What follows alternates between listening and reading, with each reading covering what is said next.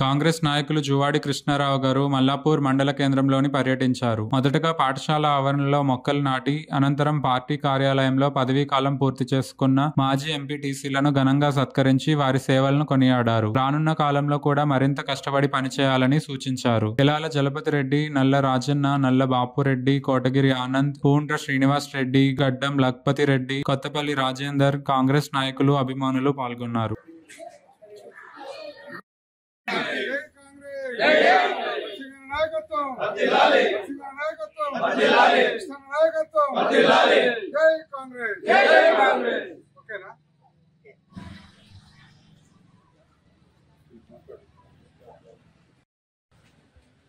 ఏదైతే మండల పరిషత్ సభ్యులు అదేవిధంగా సర్పంచ్ ఏదైతే గత 10 సంవత్సరాల అధికారంలో లేకున్నా కూడా పార్టీ వెన్నంటి ఉంది, వాళ్ళు పార్టీ కోసం నిరంతరం కృషి చేశారు కాబట్టి ఈరోజు వాళ్ళను వీడ్కోలు సమావేశంలో ఏర్పాటు చేయడం జరిగింది. ఎందుకంటే వాళ్ళకి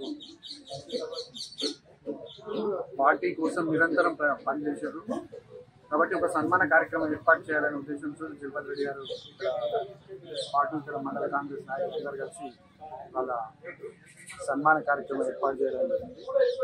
రాబో ఏదైతే 15 ఆగస్టు తర్వాత ముఖ్యమంత్రి గారు స్థానిక సంస్థల ఎలక్షన్స్ పెడతామని చెప్పడం జరిగింది కాబట్టి ఇప్పుడు కూడా అందరూ మన కార్యకర్తలందరూ కూడా